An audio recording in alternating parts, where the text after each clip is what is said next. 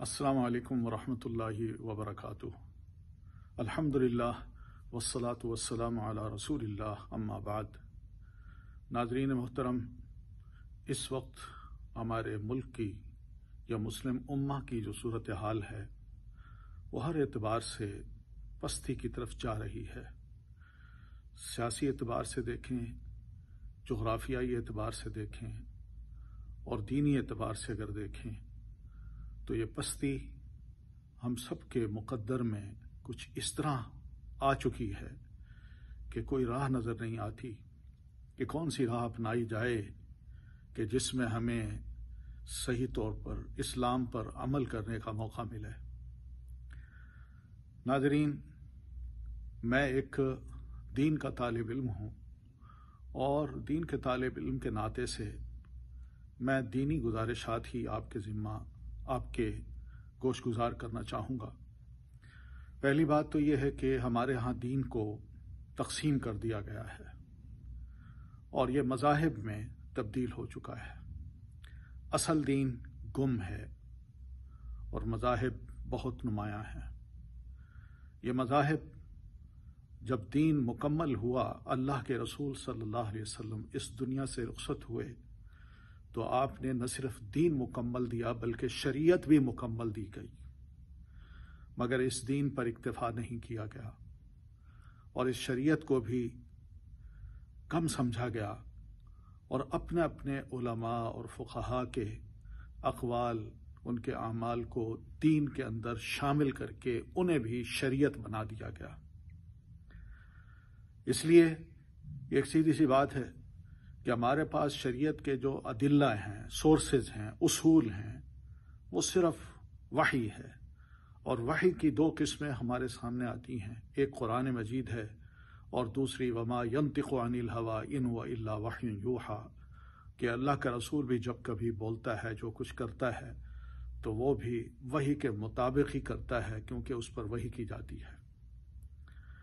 تو یہ سورس تھا، اس کے تلے ہم آ گئے اور ہمارے ہاں ایک ایسی تاریخ ضبط کی گئی جس کا نام ہے مذہب۔ مذہب کسی بھی شخصیت کے اقوال اور اس کے اجتہاد سے چمٹ جانے کا نام ہے کہ اس نے جو کچھ کہا وہ صحیح ہے اور جو دوسرے نے کہا وہ ہم ماننے کو تیار نہیں۔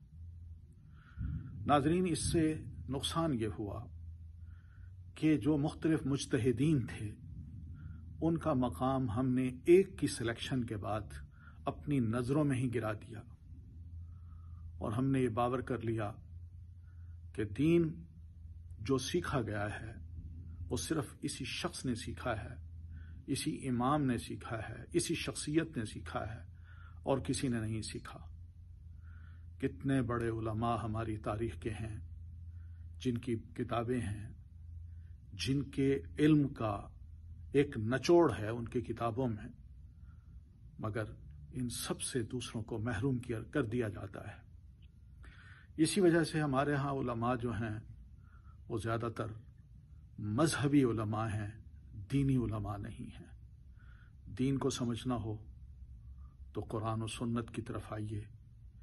یہ قرآن و سنت ہمیں بتائیں گے کہ آپ کوئی مسئلہ بتائیں تو اس مسئلے کو ضرور قرآن مجید کی آیت سے یا رسول اللہ صلی اللہ علیہ وسلم کی صحیح حدیث سے واضح کیجیے۔ یہی دلیل ہے، اس میں کسی کے قول کو لانے کی ضرورت نہیں ہے۔ جب ایک مسئلہ واضح ہو سر آنکھوں پر، اور جب نہ ہو،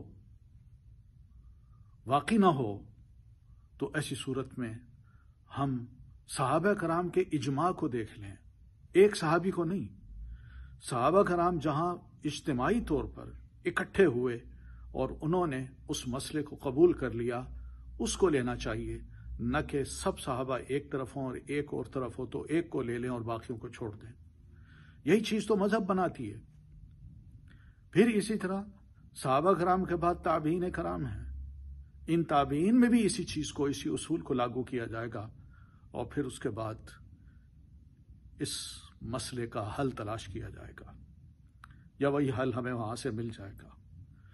جہاں تک اجماع کی بات ہے، علماء نے، فقہائے کرام نے اجماع کی جو تعریف کی ہے وہ یہی کی ہے کہ کوئی کرنٹ ایشو ہو اور اس ایشو پر پوری مسلمانوں کے جو بڑے بڑے مجتہدین ہیں وہ سب اس پر اتفاق کر لیں کہ ہاں بھئی یہ مسئلہ یوں ہے، یہ ہے سبیل المومنین۔ اس میں ایک آدھ اگر ایک طرف ہے یا 3-4 اور طرف ہیں تو ہم اس کو ایک کا کہنے کو اجماع نہیں کہیں گے، اور 3-4 کو چھوڑ دینے کو اور ایک کو پکڑ لینے کو حق بھی نہیں کہیں گے۔ 3-4 مجتہدین اگر ایک مسئلے میں متفق ہوں تو اسے لے لیا جائے سر آنکھوں پہ، اور اگر ایسی بات نہیں ہے تو پھر سوچئے